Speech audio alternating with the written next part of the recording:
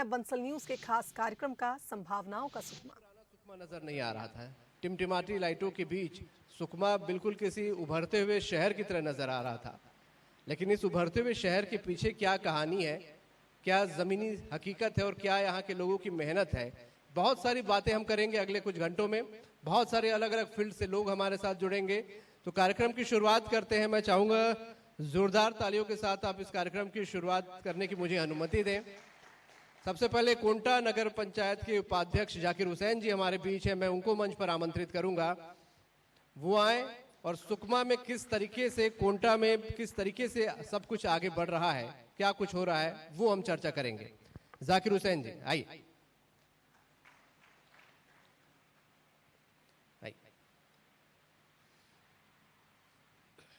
Mic ले लें, हमने माइक ले लीजिए, चालू करिए। मैं चालू। हेलो।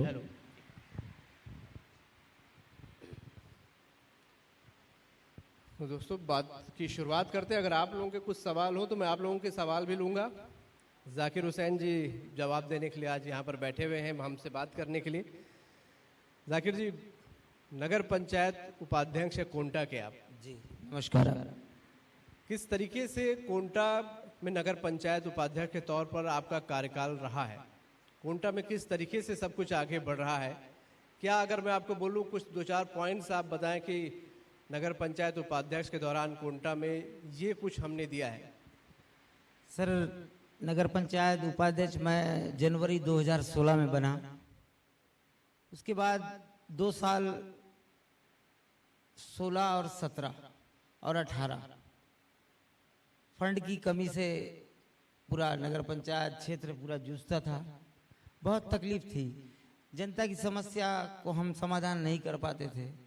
जब से छत्तीसगढ़ में माननीय भूपेश बघेल जी की सरकार बनी है, उसके बाद से नगर पंचायत कोंटा को बहुत सौगातें मिलना शुरू हो गई। जिस प्रकार से 2019 में जनवरी में ही फर्स्ट केप हमको 2 करोड़ 6 लाख रुपए का एक स्वीकृति मिली, जिसमें एनएच के ऊपर स्ट्रीट लाइट और तालाब सौंदर्यीकरण के लिए और एक मुक्ति धाम, बहुत सुंदर सा मुक्ति धाम हमारे यहाँ नगर में बना है। तालाब का सौंदर्यीकरण भी अच्छा से हुआ है। उसके अलावा स्ट्रीट लाइट जो एनएच के ऊपर है उसको भी आज बहुत सुंदर तरीके से बना है। उसके बाद फिर से 2 करोड़ 10 लाख रुपए का फिर स्वीकृति माननीय मंत्री कवासी लखमा जी की देन से हमको माननीय शिव डरिया जी और माननीय मुख्यमंत्री जी ने दिया। लगातार विकास के कार्य चल रहे हैं। सीसी रोड हो, नाली हो, हर तरह के कार्य हमारे नगर पंचायत में संचालित है। और सबसे बड़ी बात यह है कि कोंटा में पेयजल व्यवस्था के लिए ऑलरेडी एक टंकी है, पाइपलाइन है और फिल्टर प्लांट है, मगर पूरा नहीं हो पा रहा था। इसलिए हमने माननीय मंत्री जी से मांग किया तो तत्काल हमको 7 करोड़ रुपए का इसकी भी स्वीकृति मिली है। वो भी कुछ दिनों में प्रारंभ हो जाएगा। जाकिर जी, आपका जो कोंटा है बॉर्डर एरिया है, कई सारे दूसरे प्रदेश उड़ीसा आंध्रा से यहाँ पर कनेक्टेड है। क्या वहाँ से भी कुछ लोग आना जाना करते हैं? वहाँ से भी किसी प्रकार का व्यापार व्यवसाय या बॉर्डर एरिया में रहने का भी कुछ फायदा, नफा नुकसान आप लोगों को होता है वहाँ पर?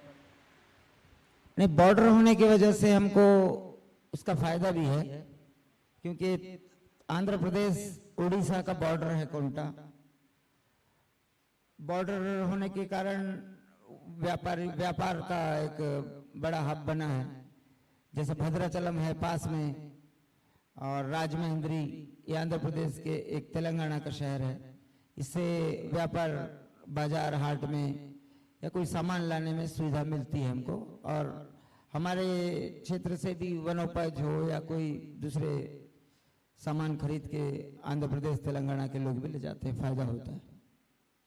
बिल्कुल, मैं बीच में रोकूंगा। हमारे बीच जिला पंचायत अध्यक्ष हरीश कवासी जी आगे, बहुत स्वागत करता हूं। हरीश जी, आपका जोरदार तालियों से स्वागत करें। हरीश जी से भी बातचीत होगी, आज लंबी बातचीत होगी। हम बात कर रहे थे आपके कोंटा की। कोंटा में जब आप विकास करने जाते हैं, क्या वहाँ के लोगों की सोच है, क्या चाहते हैं आप? ये सौंदर्यीकरण की बात की आपने, रोड की बात की, लोग क्या चाहते हैं? आपने क्या कभी लोगों से बातचीत की, इंटरेक्शन हुआ आपका? लोग क्या आपसे डिमांड करते हैं? कई लोग अपनी समस्याएं लेकर पहुंचते होंगे। नहीं, समस्या तो थी, मगर अब पूरा प्रयास हो रहा है, धीरे धीरे काम हो रहा है। लगभग नगर पंचायत में अभी 17 करोड़ 17.5 करोड़ का कार्य स्वीकृत हुआ है। अभी 21 तारीख को माननीय मुख्यमंत्री जी ने फिर से 3 करोड़ रुपया का स्वीकृति दिया है। लगभग 20 करोड़ रुपया का स्वीकृति मिला है।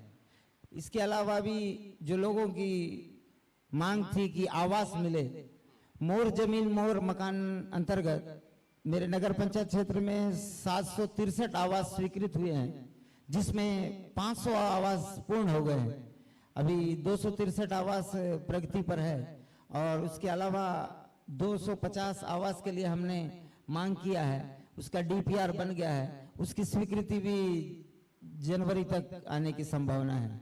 और आवास अब हमारे नगर पंचायत क्षेत्र में आपको कोई कच्चा मकान देखने को नहीं मिलेगा।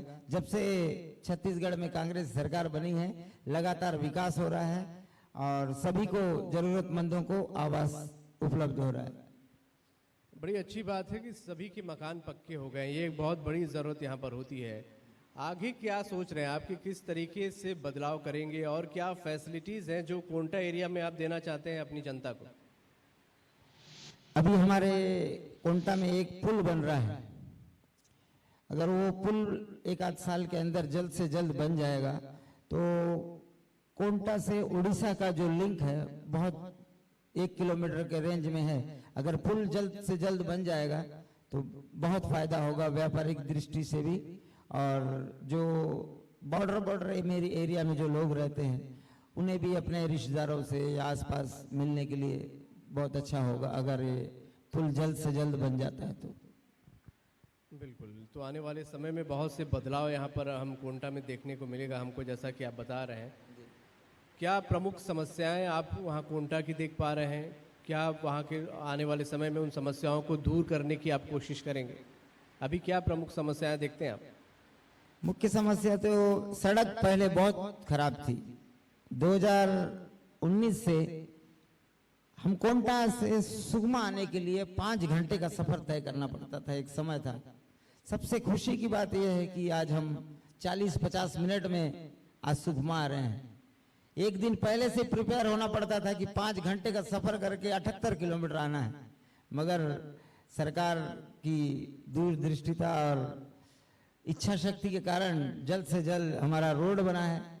रोड बनने की वजह से बहुत फायदे हो रहे हैं और क्षेत्र में, अंदरूनी क्षेत्र में जैसा भेजी है, जिस प्रकार से 2006 में सलवाजुड़म चला है हमारे क्षेत्र में, उसके बाद से जिस प्रकार से भेजी हो, बंडा, आसपास के जो हमारे क्षेत्र के गांव थे वो पूरे उजड़ गए थे।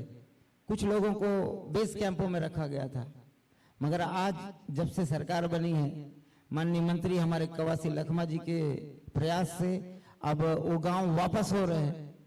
हमारे कोंटा के भेजी में वापस हमारे लोग चले गए हैं और जो स्कूल बंद रहे पहले, कम से कम 80 से 85 स्कूल अंदर गांव के बंद रहे, उसे पुनः स्थापित किया गया माननीय मंत्री जी के पहल से।